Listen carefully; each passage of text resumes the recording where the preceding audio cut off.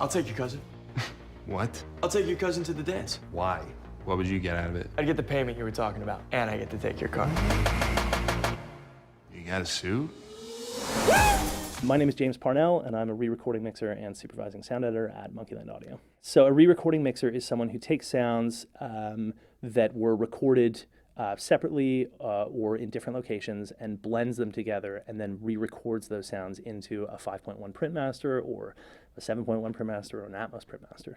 I guess our job as sound editors and mixers is to heighten the auditory experience for the theater goer, the listener.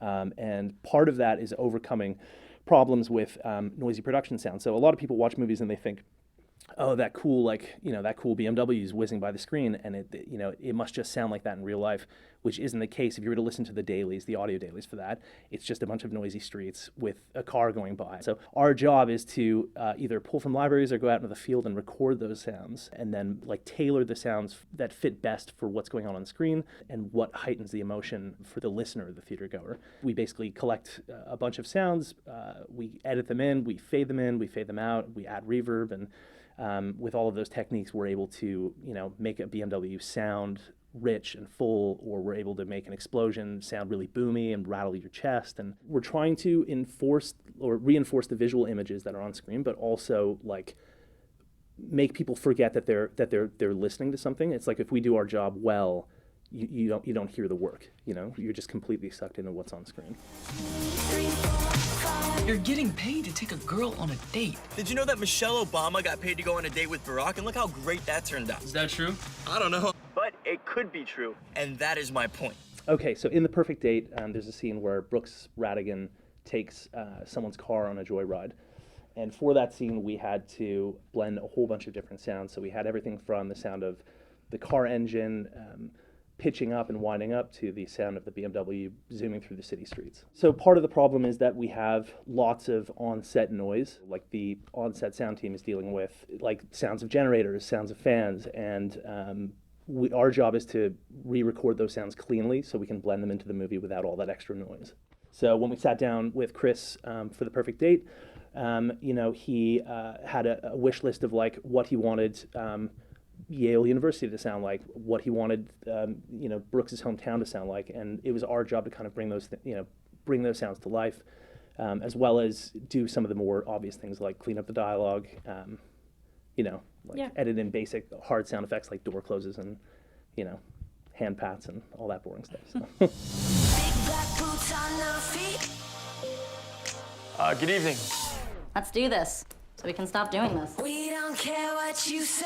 I mean, production sound teams have one of the hardest jobs in the world, as far as I'm concerned. It's recording, clean dialogue and clean production sound effects in the noisiest of locations, and we only see the end product. So it's easy for us to judge, being like, how couldn't they get that dialogue cleaner or something like that? But sometimes they'll do us an amazing favor and record natural sounds. So they'll do basically the B-roll of sound. They'll capture room tone, but they also capture really good hard effects, like production effects. We call them PFX. So we'll use those in combination with our sound effects to give our sound effects a more lifelike feel. Basically, what people might consider to be a canned sound effect, adding a PFX sweetener, might give it that sense of space in the movie. It sounds like the director kind of gives you a list of where he wants things sweetened. Are there ever examples when you're like, I'm going to add something, where you're working on your own? As much as the director has a very clear idea of what he wants the film to sound like, sometimes it's a game of interpolation. So we'll get the wish list and we'll be we just can't play all those sounds at that moment. It's our job to kind of strip things back. So Rick Rubin has this great saying, production by reduction. It's all about playing the things that matter at the time, that tell the story. And sometimes the weirdest sounds happen to be the sounds that play best on screen. And as you grow in your career, I find you find those sounds quicker, those odd sounds. But sometimes you'll be stuck on a scene just this isn't working, and then you'll drop a sound in that you wouldn't have expected to play, and it just, with everything else that's going on at the moment, it just works. But a better example, I think, when do we hype up sounds, is, for example, when you go into a high school dance, you're never able to hear the dialogue. If you and I were in an auditorium, you'd never be able to hear each other as well as you're hearing it there, but somehow in a high school dance, you're hearing the music at full blast, all of the crowd, everybody's footsteps shuffling, and the dialogue perfectly.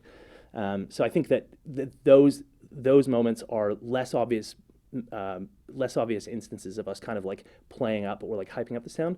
But yeah, if like, you know, if there's a big moment for sound design where Brooks is like jumping in an i8 and ripping around town, like we definitely, I mean, like some of the elements that we built for that is not just the BMW. We have like plane engines, you know, the turbines and plane engines winding up, and you know, we have like a shepherd's tone, which is like this like increasing tone. Yeah, so it's, yeah, we hype it up all the time. I don't think a lot of people go into theaters. It's more of a visual experience, but they, you know, they forget that 50% of it is audio. So it like blends those two things together. What's the weirdest best part? I had to listen to this girl talk for 4 hours straight. All I was allowed to say was, there is no other way to see it. Oh my God, that is the perfect date. There's no other way to see it.